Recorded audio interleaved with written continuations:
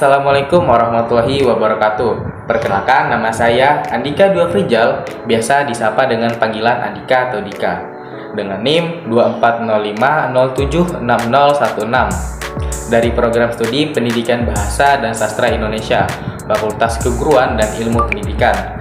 Pada kesempatan kali ini, saya akan merangkum atau meresum pembahasan dari kelompok 1, yang mana mereka semua menjelaskan tentang materi yang berjudul Pengantar Sejarah Sastra Indonesia dan Sastra Masa Klasik Hindu-Buddha.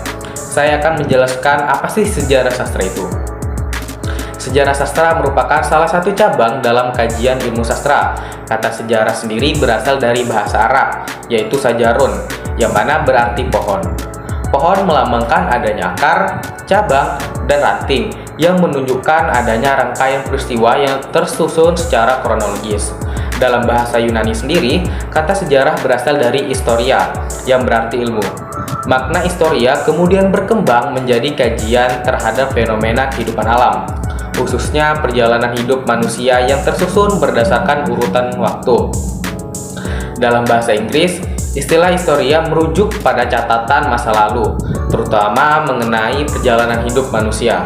Menurut Kamus Besar Bahasa Indonesia, sejarah merupakan peristiwa atau kejadian yang benar-benar terjadi di masa lalu. Materi selanjutnya yaitu ruang lingkup pengkajian sastra. Ruang lingkup pengkajian sastra sendiri terbagi menjadi 5. Yang pertama, pengkajian genetik. Yang kedua, pengkajian intelektual karya individu. Yang ketiga, pengkajian resepsi sastra oleh pembaca. Yang keempat, sastra lisan. Dan yang kelima atau yang terakhir, pengkajian sastra Indonesia dan Nusantara. Materi selanjutnya yaitu kilas singkat sejarah sastra Melayu. Sastra Melayu memiliki sejarah yang panjang dan kaya. Dimulai sejak abad ke-7 Masehi, pada awalnya sastra Melayu berkembang sebagai tradisi lisan yang meliputi legenda, cerita, dan mitos yang disampaikan dari generasi ke generasi selanjutnya. Seiring dengan masuknya agama Hindu dan Buddha dari India pada abad ke-5 hingga abad ke-14, sastra Melayu mulai dipengaruhi oleh budaya dan agama dari India yang terlihat dalam penggunaan bahasa Sanskerta dan aksara Pallawa. Materi selanjutnya yaitu pengaruh Hindu-Buddha dalam bidang kesusastraan. Dari India, masyarakat Indonesia mengenal sistem tulis. Karya-karya tulis yang pertama ada di Indonesia ditulis pada batu atau biasa disebut dengan prasasti, yang memuat peristiwa penting seputar raja atau kerajaan tertentu.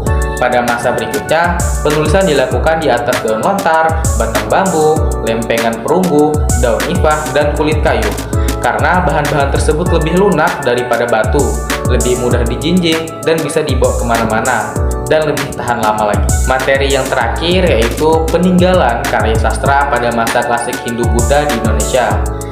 Peninggalan karya sastra